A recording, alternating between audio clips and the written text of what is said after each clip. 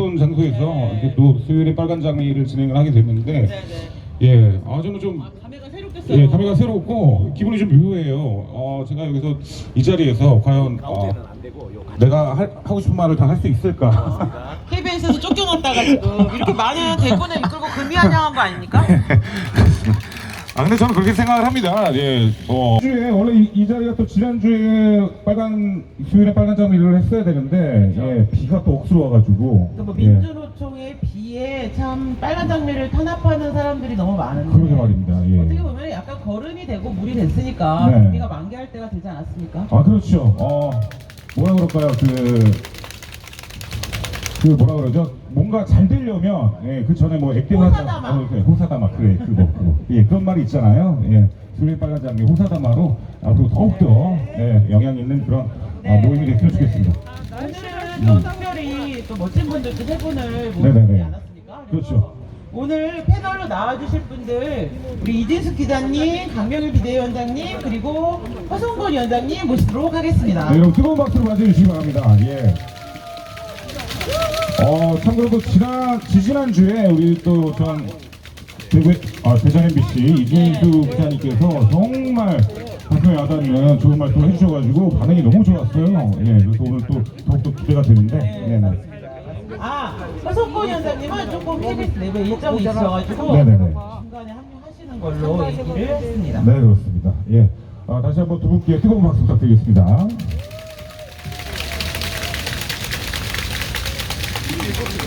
네. 자, 먼저 어떤 분부터 좀 얘기를 좀 들어보. 지난번 언론 문제를 토론한 이제 빨간 장미가 너무 좋았다고 고정으로 해달라고 막 요구가 빗발쳤는데 네. 핵심은 이진숙 기자님이 아닐까. 그렇습니다. 네, 정말 감사합니다. 이 자리를 빌어서 네. 다시 한번 우리 대안을 모색하는 여러 사회 문제점에 대한 대안을 모색하는 김유진 사무총장님 또 그리고 지금 보니까 수용. 김땡 네. 아니. 김땡종을 능가하는 이 우파의 개그맨 네, 김땡동이 누구지? 김재동이요? 예, 김재동이라고 하시면 예. 당연하죠. 예. 네, 문재인 어목한 시절 5년 동안 아스팔트에서 우파 개그맨을 하느라고 얼마나 고생 많았습니까? 여러분 태국 개그맨한테 박수 한번 주세요. 감사합니다. 예. 이진수 기자님 같은 경우도 지난번에 반응이 너무 좋으셔가지고 맞습니다. 오늘 좀 메이크업에 신경을 더 쓰신 것 같아요. 예. 더 아름다워 보이시고. 예. 신경 많이 썼습니다. 역시 개그를 잘하시는군요. 그래서 네. 오늘은 이제 특별히 원래 동화면쌤 앞에서 하다가 네네네네. 저희가 이제 그 공영방송 앞에서 그렇습니다. 예. 근데 너무 놀라운 얘기를 해드릴까요? 네. 제가 얼마 전에 대만을 갔다 왔거든요. 음. 대만에 있는 이제 호텔에서 네. 각 나라의 방송을 보여줘요. 어. BBC, 네네. NHK 뭐 이런 식으로 각 나라의 공영방송들의 뉴스가 다 나오더라고요. 네네. 그러면은 한국은 어디에 뉴스가 나와야 정상입니까? KBS. 심지어 우리가 KBS에 내고 있잖아요. 네, KBS. YTN이 나오더라고요. KBS 뉴스가 안 나와요. 그래요? 예. 그리고 너무 놀라운 거는 다른 나라 뉴스들은 어떤 거를 주로 보도했냐면 그날 우크라이나, 러시아 우크라이나 전쟁이 그날 좀 약간 중요한 분기점이 있어서 그 보도를 그렇죠. 하는데 네. 우리나라 YTN은 뭘 그 시간에 보도하고 있었을까요? 이동관 학폭, 아들 학폭. 학폭을 네, 했구나. 제가 정말 대만에서 학폭을. 다른 나라의 국제적인 관광객들이 망신을. 그걸 볼까봐 너무 창피하더라고요. 예, 그렇잖아도 이제 오늘 제가 사랑하는 MBC의 강명일 후배가 이 자리에 나와 있는데요. MBC 비상대책위원장의 위원장을 맡고 있습니다. 위원회 위원장을 맡고 있습니다. 강명일 제 후배를 간단하게 소개를 해드리면 MBC의 도쿄 특파원으로 발령을 받았었어요. 저도 이제 워싱턴 특파원, 워싱턴 지사장으로 일을 했지만 사실 해외 특파원으로 나간다는 게 쉬운 일이 아니거든요. 아주 그 엄격한 과정을 거쳐서 선발이 되는데 강명일 우리 위원장이 몇 달 만에 소환이 됐습니까? 4달 만에 소환장을 받았고, 그래서 7달 지나니까 이제 다 들어오라 그래서 그때 이제 들어왔습니다. 이게 말이 안 되는 게요. 여러분 그 MBC 사례를 조금 말씀을 드리려고 하는데 그때 그 소환장을 냈던 그 사장이 최승호 사장이었어요. 지난번에도 제가 최승호 사장에 대해서는 조금 소개 말씀을 드렸지만 제가 뭐 제 동기, 입사 동기라 이렇게 이야기를 하면 약간 그 험담처럼 들릴지도 모르는데 아마 저는 이제 MBC의 최승호 PD라고 하면 또 광우병 보도 때 그 사회를 앵커를 받던 사람이고 또 책임자로 있기도 했었고요. 광우병 보도 또 MB 이명박 대통령 시절에 수심 4m의 비밀이라고 해가지고 이른바 그 PD 저널리즘을 대표하는 그런 사람이고요. 또 그 첫 번째 문재인 정권 때 사실은 뭐 문재인 정권 이미 나오기도 전에 탄핵 사태 때 MBC 사장이 된 사람인데 사장이 되자마자 모든 전 특파원을 소환을 했습니다. 그래서 그 희생자가 제가 말씀을 드리려고 하는 게 4개월 만에 소환을 했거든요. 근데 특파원으로 발령을 받게 되면 국내에 있는 집 처분해야죠. 뭐 전세를 주든 아니면 매매를 하든 처분해야 되죠. 그리고 어쩌면 그것보다 더 큰 문제가 자녀 교육 아니겠습니까? 그러면 이제 자녀도 같이 부임을 하는 그 임지에 가게 되고 말 그대로 전 집안에 큰 변화가 생기는데 그 사람을 4개월 만에 소환한다는 게 말이 됩니까? 그 이야기 조금 제가 진행하는 것처럼 돼서 미안합니다만 조금 해주시죠. 제가 우리 후배를 좀 소개를 하려고요. 예, 저기 소개받았던 MBC 노동조합 비상대책위원장 강명일입니다. 사실 말씀하셨지만 특파원이라는 게 상당히 우리 대한민국에서는 좀 기자로서 커리어에서 상당히 좀 의미가 있는 그런 직책이에요. 나라를 대신해서 민간 외교관으로도 활동을 하고 그 외국의 뉴스를 대한민국의 국민의 시각으로 해석을 해서 국익에 도움이 되게 보도를 하고 그 목소리를 또 외국에 전달을 하는 중요한 일을 하는 그런 자리입니다. 근데 그래서 저희 12명의 특파원이 MBC에서 8곳의 나라에 파견이 되어 있었는데 갑자기 전원 소환을 한다는 통보가 왔습니다. 그래서 그 이유가 두 가지인데 하나는 뭐냐면 요즘처럼 SNS라든지 인터넷이 발달한 시대에 특파원이 뭐가 필요하냐 하는 게 첫 번째였고 두 번째로는 이제 비용을 좀 아껴야겠다. 회사가 돈이 없다. 이 두 가지 이유로 이제 특파원을 전원 소환을 하고 그리고 6개월 만에 다시 언론노조원, 민노총 언론노조원 기자로 특파원을 다시 보냅니다. 그래서 미국, 중국, 일본 이렇게 보냈고 그래서 지금도 4-5명의 특파원이 한 6명 정도의 특파원이 이제 세 나라에 나가 있는데 그 세 나라는 왜 특파원을 다시 보내게 됐냐면 대한민국의 언론사 중에 중앙 언론사 중에 미국과 중국과 일본에 특파원을 보내지 않은 나라는 없습니다. 왜냐하면 그 나라는 우리나라에 매우 중요한 국익이 직결되어 있는 나라이기 때문에 그 나라에 아까도 말씀드렸듯이 우리나라 국민의 시각으로 그 나라에서 일어난 일들을 전달을 하고 또 국민들의 여론을 다시 그쪽 외무부나 국무부에 전달을 해서 우리나라가 조금이라도 잘 살 수 있게 만들어야 되는 중대한 일을 해야 되기 때문에 그거를 그 나라 일본의 교토통신이라든지 AP통신에 그 내용을 전달한다면 미국의 뉴스를 우리나라 뉴스로 착각을 해서 미국의 국익이나 일본의 국익을 대변해서 보도를 하게 되는 겁니다. 그래서 그런 말도 안 되는 정책을 갖고 전원 소환을 시켰고요. 그때 KBS는 국영방송사기 때문에 차마 그럴 수가 없어서 60-70%의 기자나 특파원들을 소환을 했고 MBC는 전원 소환을 했던 것으로 알고 있습니다.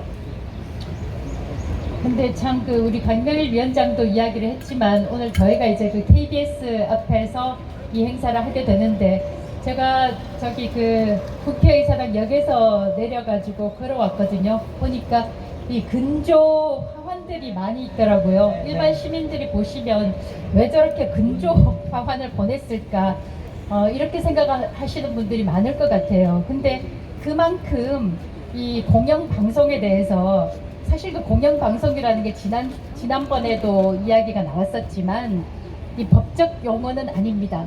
다만 공적인 책무를 가진 방송 또 공적 재원이 들어가는 방송이기 때문에 그만큼 공익에 부합하는 방송을 해야 되는데 과연 지금 KBS가 그런 역할을 하고 있나, 그런 역할을 하지 못하고 있다. 그런 공영방송 KBS는 죽었다. 라는 차원에서 이런 화환을 예, 조화를 보낸 게 아닌가 그런 생각이 들거든요.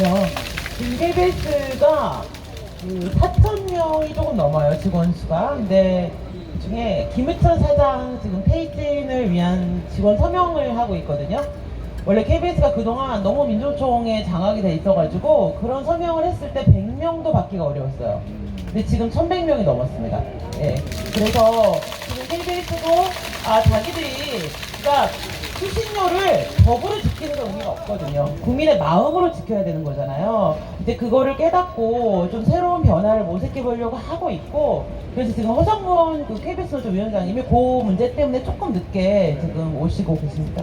저는 이제 약간 그 객관적인 MBC 입장에서 KBS 분들한테 박수를 쳐드리고 싶어요. 왜 그러냐 하면은 지금 조금 전에 김유진 사무총장 말씀하셨지만 4천여 명 중에서 1,100여 명이 서명을 했다는 것은 상당히 주목할 만한 그런 일이라고 봐야 되거든요. 25% 넘게 서명을 했잖아요. 제가 이 대목에서 하나 인용을 하고 싶은 게 있는데, 여러분 제가 지난번에도 말과 몸과 돈의 중요성을 강조를 했지만 여러분 조국 문재인 정권 때 조국 사태를 겪으면서 좌파 집단이 어떤 집단인지 보시지 않았습니까? 그리고 KBS의 언론 노조, 또 MBC의 언론 노조를 지켜보면서 그들이 말하는 공정방송이라는 게 어떤 것인지 지켜보지 않았습니까? 여러분 나오셔서 서명하세요. 아인슈타인이 이야기했지만 여러분 움직이지 않으면 아무것도 이루어지지 않습니다. 1,100명이나 여러분 서명했습니다. 그러니까 100명, 200명 더 보태셔서 이제 3,000명, 4,000명 갈 수 있게 여러분 서명에 동참해 주십시오. 네, 너무 멋진 말씀을 해주셔서 네, 그렇습니다. 예. 강명일 위원장님의 또 말씀도 좀 들어봤으면 좋겠어요. 예. 아마 MBC는 세계 역사상 유례 없는 공영방송이 아닐까 싶습니다. 정말 놀랍습니다. 그래서 MBC 제3노조 지금 비대위원장을 맡고 계시고요. 그래서 예, 그렇습니다. 네, 오늘 아까 소개를 너무 이준석 기자님 잘해주셔서. 네, 근데 노조위원장님 제가 좀 궁금한 게 이게 공식 명칭이 MBC 제3노조인 건가요? 아니면 어떤 분들은 그 제3노조가 아니다, 그냥 진짜 그냥 노조다, 뭐 이런 얘기가 있는데. 정식 명칭은 네. MBC 노동조합이고요. 네네. 저희가 이제 그 창립된 순서가 그 민노총 언론노조가 1노조, 두 번째가 이제 시니어 이제 선임자 노조라고 해서 네. 공정방송 노동조합이라고 저희 있습니다. 그래서 네. 그쪽이 이제 2노조고 저희가 이제 MC 노동조합이라는 명칭으로 네. 3노조고, 3노조는 2012년 민노총 170일 파업 끝나고 저희가 이제 열심히 일하려는 기자들이 있었는데, 직원들이 있었는데 박해를 했어요. 왜 이렇게 열심히 일을 하느냐. 네네. 이제 그 저기 상급자들하고 회식도 하지 말고, 그리고 말도 섞지 마라, 근무 시간 이외에는. 이런 식으로 이제 지령이 이제 민노총 언론노조에서 내려왔었고, 그거를 이행을 잘 안 하는 기자들이나 아나운서들을 왕따를 하고 따돌림을 하고 괴롭힘을 했었거든요. 그래서 정말? MBC 노동조합이 만들어진 거예요. 그렇군요. 그럼 저희는 MBC 노동조합이라고 부르면 되는 건가요, 그러면? 맞습니다. 네네. 네, 여러분들 이제 제3노조가 아니라 MBC 노동조합이라고 불러주시면 될 것 같습니다. 사실 이제 저기 지금 KBS 동지들이 이렇게 싸우고 있는데, 우리 그 이영풍 기자가 처음 그 스타트를 끊었어요. 근데 이영풍 기자는 제가 정말 존경하는 기자님이고, 왜냐면 저희는 이제 많이 성명을 위주로 이제 활동을 해왔고, 또 이제 그 소송이라든지 여러 가지 이제 예를 들어서 뭐 부당노동행위로 이제 고발을 한다든지 이런 식으로 이제 투쟁을 해왔는데, 이 이영풍 기자는 바로 스트레이트예요. 액션을 합니다.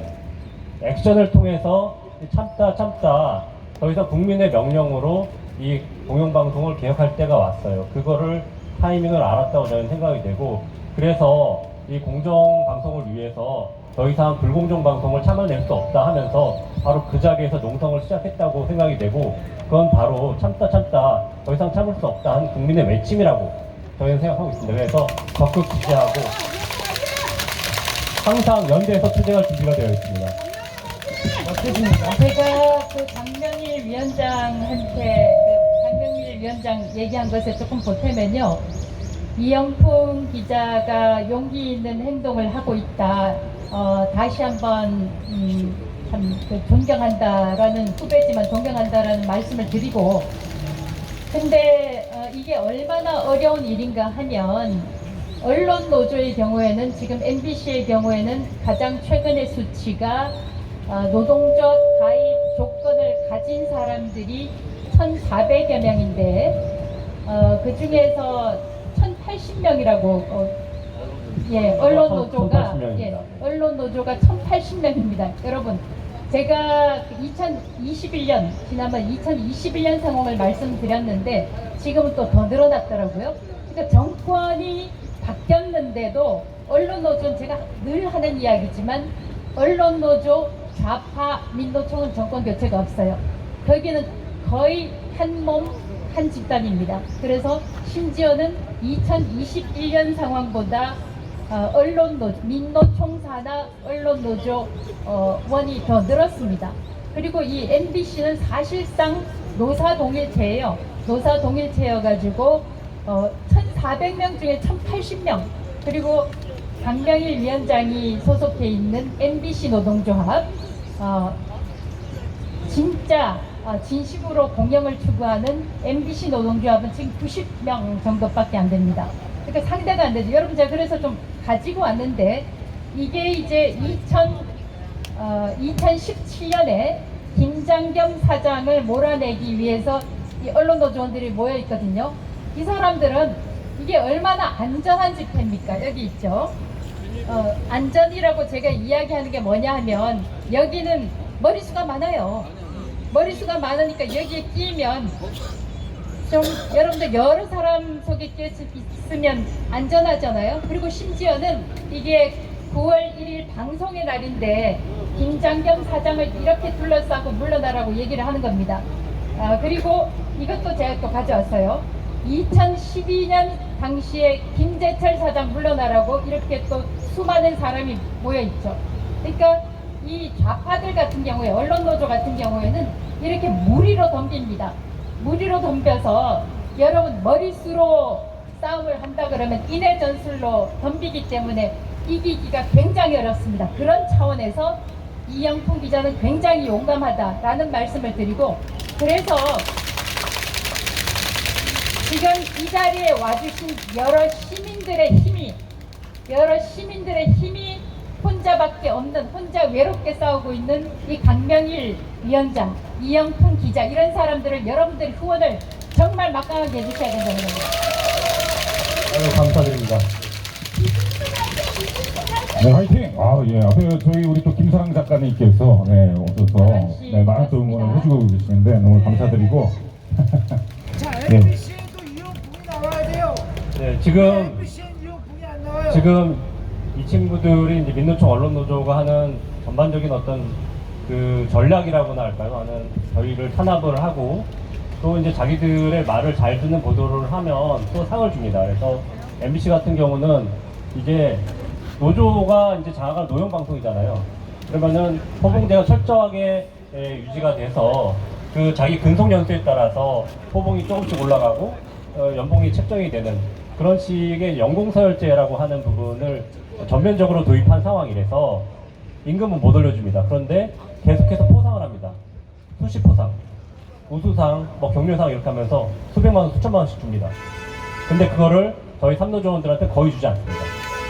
그거를 오로지 일노조원들 중에 뭐 그 공이 있다고 생각하는 사람들, 예를 들어서 우리 징계를 많이 했던 인사부 담당 국장이라든지 이런 사람들한테 몰아주는 거예요. 그러다 보니까 점점 더 박해가 심해지고, 또 이제 그 우리가 생각하는 불공정 보도, 자기들은 이제 특종이라고 생각하는 보도, 이런 부분들을 한 사람들은 더 많은 보수를 갖게끔 이런 식으로 이제 회사를 운영을 하고 있습니다. 그렇게 이제 당근을 주면서 채찍을 주는데, 채찍은 사실은 저희 같은 경우는 징계를 엄청나게 받았습니다. 그리고 그 저희 부당노동행위로 이제 기소가 된 내용이 뭐였냐면, 지난 6년 동안 저희 이제 보도국 하면은 기자 하면은 보통 정치부 기자, 뭐 사회부 기자, 뭐 경제부 기자, 뭐 국제부 기자 이렇게 되어 있잖아요. 그래서 담당하는 부서가 있고, 그렇게 해서 취재를 해서 기한을 내서 발제를 하고 리포트를 하게 됩니다. 그런 부서들은 다 보도국의 취재센터라는 곳에 소속되어 있는데, 거기에 저희 삼노조원이라든지 그러니까 MBC 노동조합 조합원이라든지 비노조원들은 한 명도 거기 들어가 있지 않았고, 특히 삼노조원들은 한 명도 들어가 있지 않았던 경우가 많았습니다. 지금은 한두 명, 뭐 5명 이런 식으로 늘려가고 있는데, 그렇기 때문에 전반적으로 거기는 거의 100% 뉴스데스크를 만드는 그런 실무 인력들은 100% 민노총 조합원으로 해서 뉴스데스크는 민노총 조합원들이 민노총의 시각으로 만든다, 이렇게 보시면 될 것 같습니다. 그 부분이 오랫동안 지속이 되다 보니까 어떤 문제가 발생하냐면, 저희는 승진할 기회도 잡지 못하고 부장이 될 수도 없는 겁니다. 왜냐하면 뉴스데스크에 특종을 한 적도 없고 기여를 한 적도 없기 때문에 부장 승진도 할 수가 없고, 거기서 국장이 될 수도 없고 나중에 사장도 될 수가 없는 거죠. 경력이 완전히 단절시켜진 거고, 그것은 결국은 기자의 마이크를 완전히 박탈한 것이다, 이렇게 해서 그 부분이 기소가 된 겁니다. 여러분, 그냥 기소가 된 거 아닙니다. 검찰이 그냥 기소를 하지 않습니다. 검찰은 이런 어떤 부당한 노조 탄압이 있었다고 판단을 했기 때문에 기소를 한 겁니다. 근데 국민들은 잘 모릅니다. 어떤 일이 있었는지, 왜 기소를 당했는지. 불법 행위자, 범법자들입니다. 범법자들을 범법자라고 우리가 지탄을 해야 마땅한데도 전반적으로 국민들은 그 목소리를 못 내죠. 왜냐? 그런 뉴스들이 다 묻히기 때문입니다. 그것만 보더라도 지금의 미디어 파는 매우 기울어진 운동장이다, 이렇게 말할 수밖에 없는 것입니다.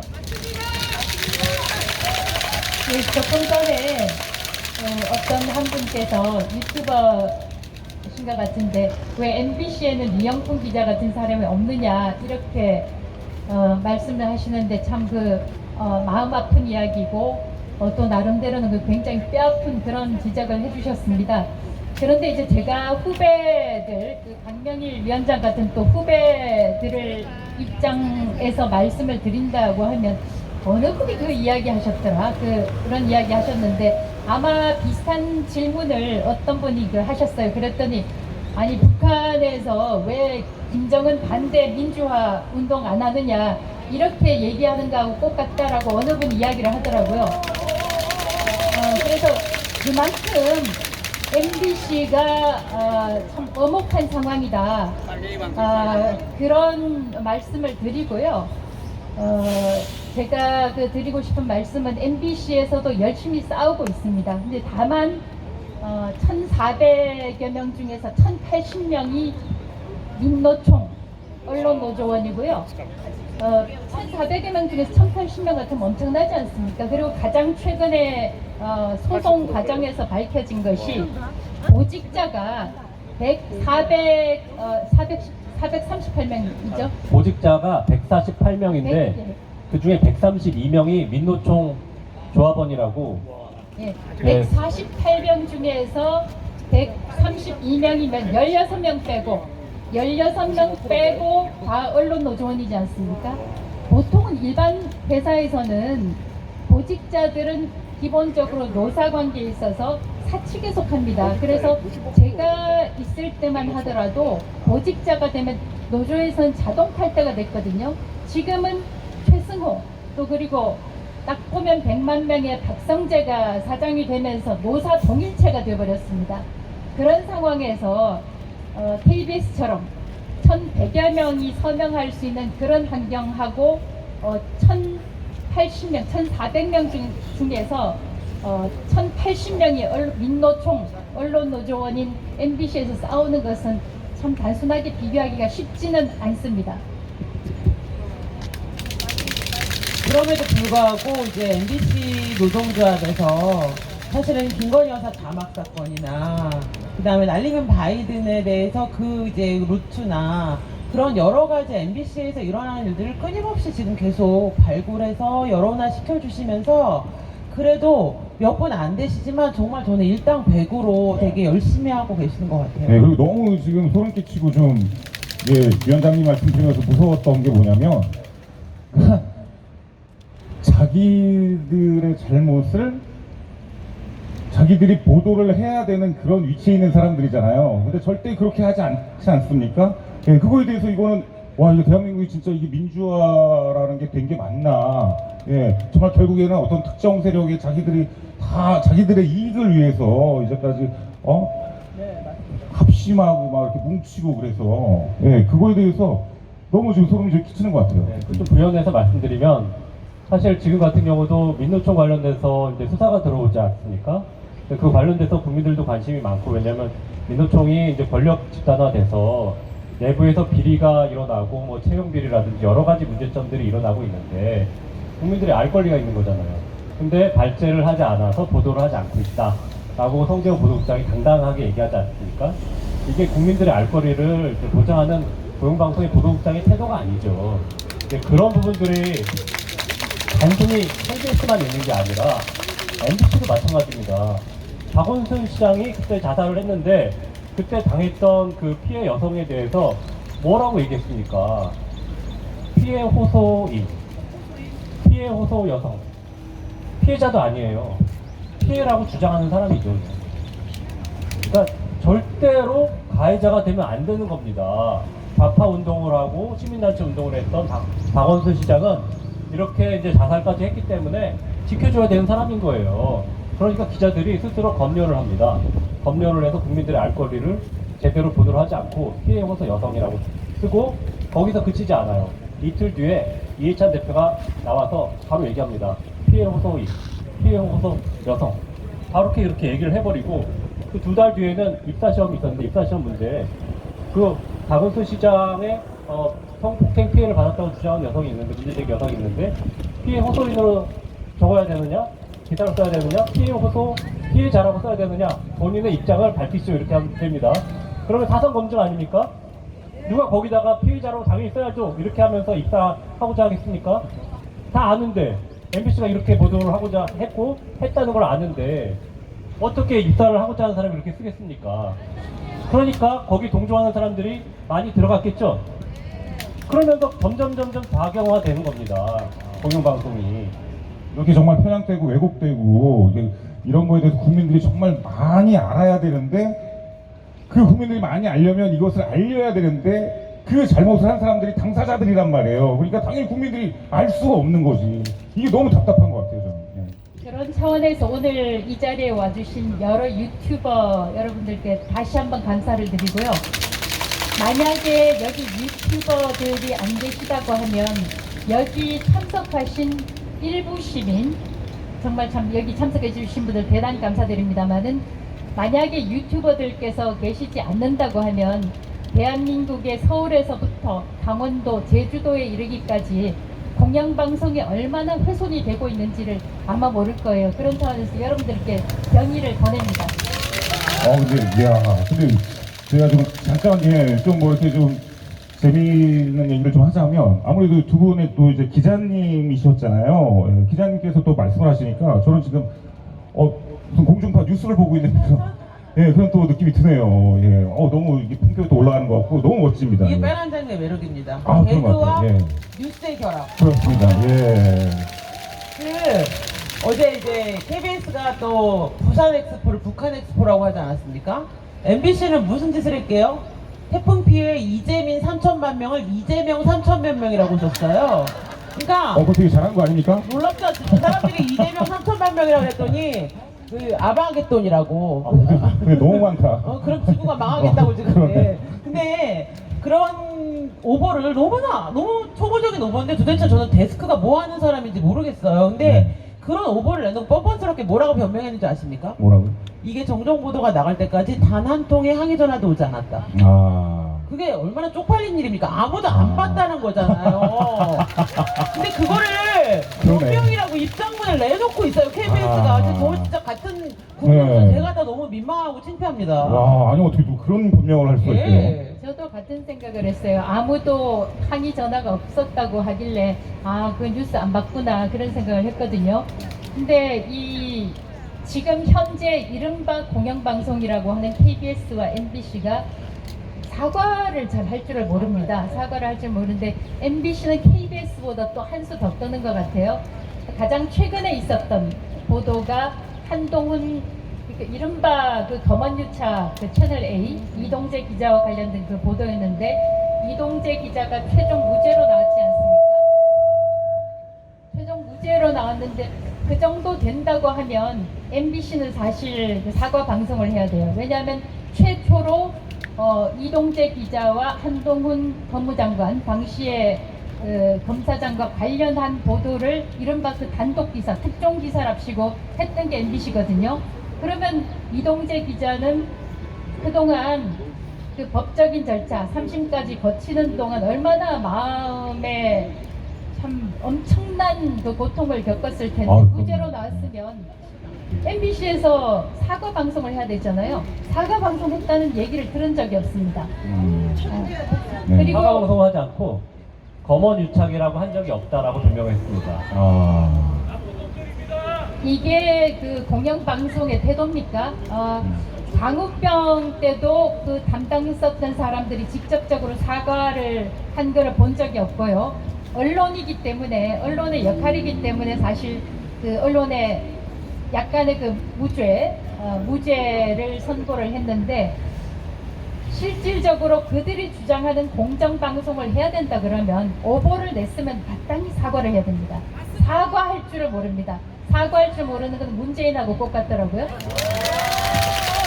그러니까 MBC를 한 가지 요약을 해드리면 검언 유착 보도를 했는데 이제 거기서 이제 채널A에서 바로 자체 조사를 해서 자체 이제 취재 윤리를 이제 어겼는지를 했는데 취재 윤리는 어긴 걸로 나왔어요. 어긴 건 맞고, 근데 이동재 기자가 무죄가 된 거는 강요 미수는 아니다라고 나왔고, 그리고 이제 한동훈 검사장이 유착을 했는지 유착하지 않았다로 수사 결과가 나왔습니다. 그래서 무혐의 처분을 받았고, 이 부분에 대해서 정확하게 다 설명을 하고 거기에 대해서 국민들이 인식을 바로 잡고 그 다음에 오보를 해서 죄송하다. 너무 이렇게 별로 알기는 아닌 사건을 이렇게 키워서 죄송하다라고 얘기를 해야죠.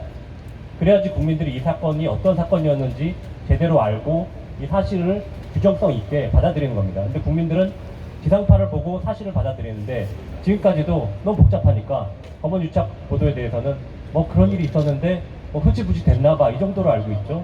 사과를 해야 되지 맞는 일인 겁니다. 네.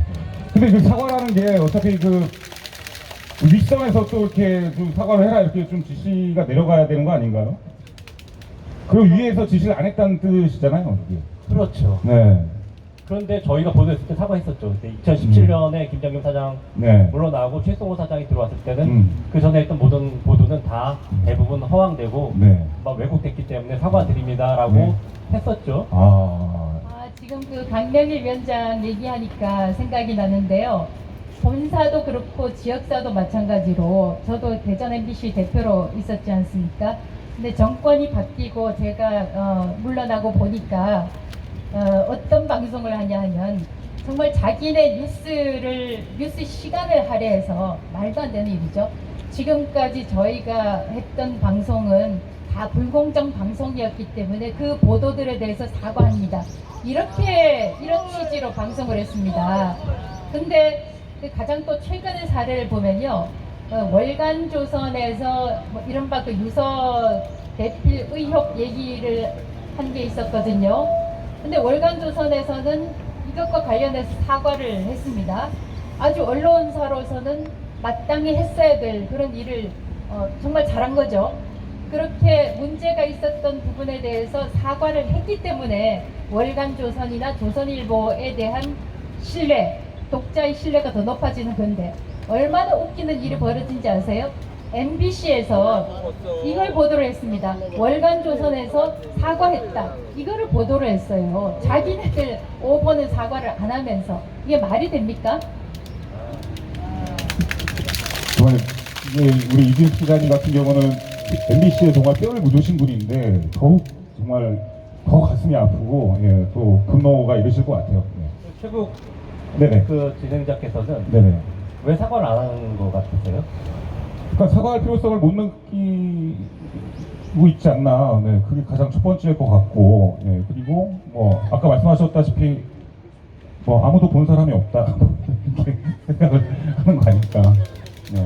자기들은 제가 보기에는 저널리스트로서의 생각보다 더 넘어서 추구하고 있는 뭔가가 있다는 느낌이에요, 저희는. 저도 그 생각인데 제가 얘기를 못 하겠네요. 느낌적 느낌인데.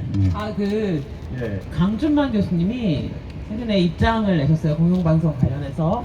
전 세계 어디에 자기 나라 대통령 이렇게 스토커처럼 까는 공영방송이 어디 있냐 그런 얘기 하면서 이 공영방송에 일하는 이 방송인들은 언론인들은 언론 노조라고 지칭을 하시면서 마치 어떤 한쪽 진영의 논리를 대변하는 것이 언론 민주화라는 정신착란 증세에 빠질 것 같다고 얘기하셨어요. 자유세상 강전. 자유세상 문재인 강전. 대통령에 대해서 그렇게 보도한 거 보셨어요? 문재인 대통령과 한편인 거죠. 아니 그러니까 제가 지금 질문을 그렇게 드리는 건데 이것도 이제 수치가 나와 있는데요. 지난번에도 말씀을 드렸지만 다시 한번 강조를 하는 것은 MBC 언론노조는 우파 정권 때 특히 이제 중요한 선거가 있을 때는 반드시 파업을 해왔습니다. 2012년에 4월에 총선이 있었고요. 12월 19일이었죠. 대선이 있었습니다. 바로 그때 총선과 대선이 겹친 한 해에 벌어진 2012년 얼마나 중요한 해겠습니까 그들에게. 왜냐하면 그들은 정권을 바꿔야 되거든요. 그래서